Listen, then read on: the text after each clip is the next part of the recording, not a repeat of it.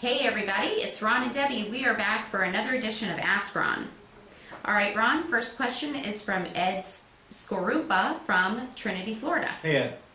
I heard you mention at the summit about titling a property in an LLC with your IRA. If you did not do this initially, can you go back and correct it afterwards? Well, it's not exactly what it said, Ed, but close. You take title to the property in a land trust, then your land trust can be owned by the LLC that your IRA owns. And yeah, you can change it anytime you want. But if you have your property titled in your LLC right now, I'd just leave it alone. But if you have it titled directly to your land trust, absolutely go deed it to a trust from your IRA and then make the beneficial interest of that trust your LLC. And if you don't have that LLC set up yet, then make the beneficial interest your IRA. Just make sure your IRA is never on title as the owner of anything. Okay, next question is from Alex Arriaga from Houston. Hey, Alex. If I buy a house in Texas with owner financing using a purchase and sale agreement, what form do I use to assign my buyer's terms contract back to the seller? Also, what form do I use to have the buyer agree to the assignment fee? Well, you're using assignment of a purchase and sale agreement or assignment of contract. It depends on whether you've closed it or not. If you're just assigning the contract, then it is a assignment of contract. It's right in my manuals. It's right on the Gold Club site. If you've closed it, then it's an assignment of a deed of trust, because that's what you're going to use in Texas.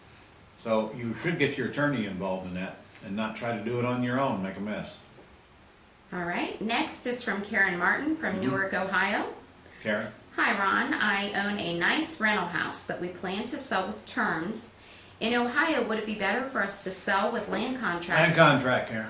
Or lease purchase? That's well, land contract is commonly used in Ohio, and from what I understand, it's probably going to take you about the same amount of time to get the property back if you had to forcefully get it back, either way.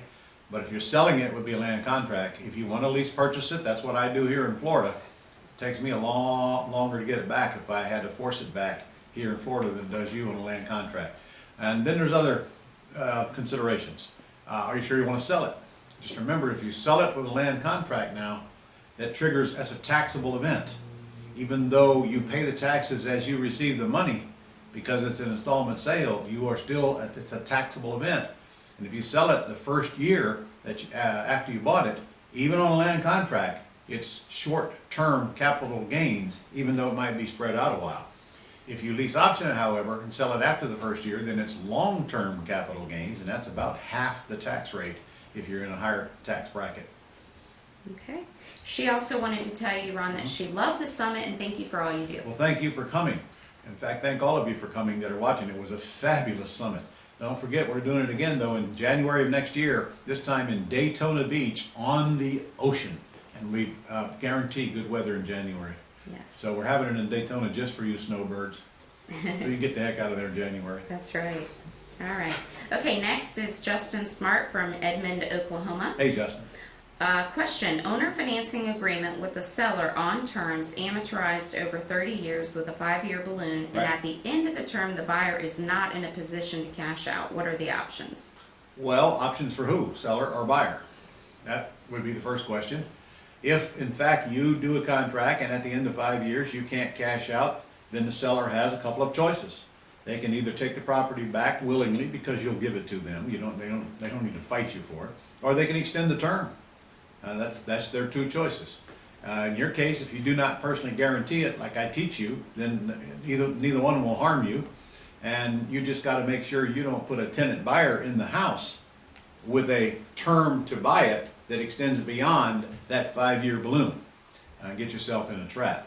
If your tenant buyer doesn't buy before that balloon expires because their term's expired, then it's their issue if they haven't got it done in time and the seller decided they want the property back.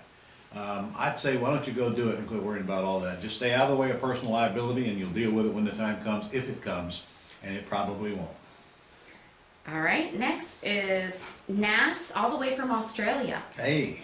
Hi, thank you for the dollar deal, Ron. I'm enjoying it and learning a lot. All of the material I've come across so far on the website is specifically tailored to residents of the U.S. and Canada. And It is.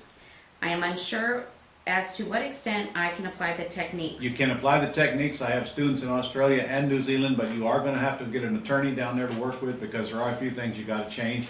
Wished I could tell you what they are. I can't. I'm not qualified, but I can tell you that I've got students doing very well down there. And this lease option thing is an acceptable terminology down there as well. Okay. All right, next up, Marianne Nunez from Garden Grove, California. Good old Marianne. Ron, I went to look at a house for sale by owner in a couple of blocks from where I live, and the lady there said that her uncle died and the house was in a trust and it's got a reverse mortgage. Okay. She wants to sell it to pay off the reverse mortgage. It's 2 bed, 1 bath, 990 square feet. I don't care. What's the deal? Terrible shape. Terrible shape? Okay. Yep. The mortgage on the house was about $330,000. Yep. Comps are about $450,000. Yep. She said if she can't sell and make some money, she will give it back to the bank. She's asking those interested to make an offer. I mentioned to her about a lease purchase. She said she was not interested. Then you're out, Marianne. Marianne, remember chicken salad? You're out. First, it's a 2-bedroom, 1 bath. Second, it's 900 square feet. Third, it's just laden with problems. Fourth, it's got a reverse mortgage on it. Fifth, you got an unmotivated seller. What else would you like for me to tell you? Forget about it. Go do a deal you can make some money on. She's a little concerned. She's just Marianne, confused with no reverse. terms, no deal. Write that down. All right. Sorry, Marianne. Okay, next up is Robin First from New York. Okay, Robin. After digesting the summit, trying to figure my business into your system, I came to this. I can owner finance my multifamily properties and get other owners to do the same. Hundreds of properties with management included. I will continue to manage the properties. Would you endorse your students to buy into this? If not, how and who would I? I'm not really sure I understand the question. Debbie, do you? Well, she says she has hundreds of properties I can make available in this up-and-coming To mountainous, artsy, touristy city she make lives available to buyers on owner financing?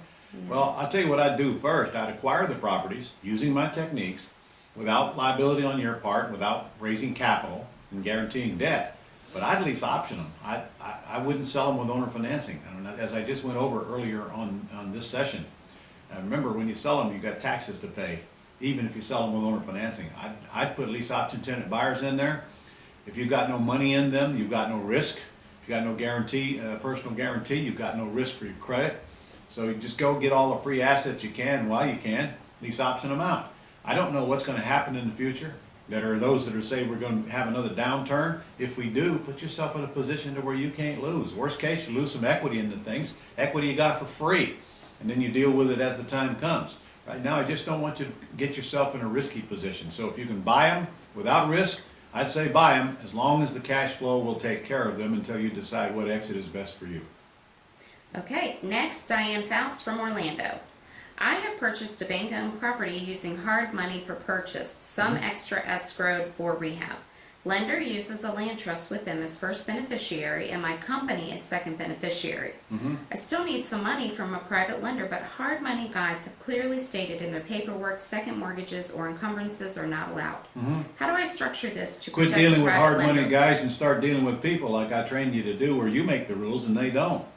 You're never going to like the rules of the hard money guys. You're just never going to like them. They put you under tight constraints. They charge you a great deal of money, and rules like that prohibit them. Look, I promise you, if you open your mouth and let the world know that you could use some private money secured by a property on a first mortgage position at a low loan value ratio, you won't talk to very many people until they'll fall all over it.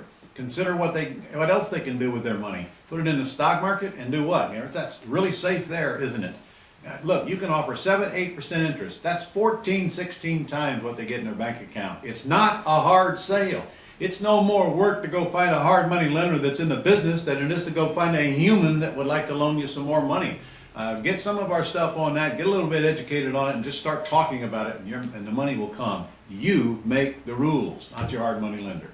And by the way, I've personally lent out over 3,000 hard money loans. You sure wouldn't want to borrow from me. 15% interest, 5 points, and 3 months interest prepayment penalty, 60% loan to value ratio. You don't need to put up with that crap. Just go get your own money from people that are in your Rolodex. All right, there you have it. That's it for this week, Ron. Guys, we'll see you next week. Go get some deals going and let us know. and communicate with our office. You got questions, you know what to do. Go on the site and send them in. See ya.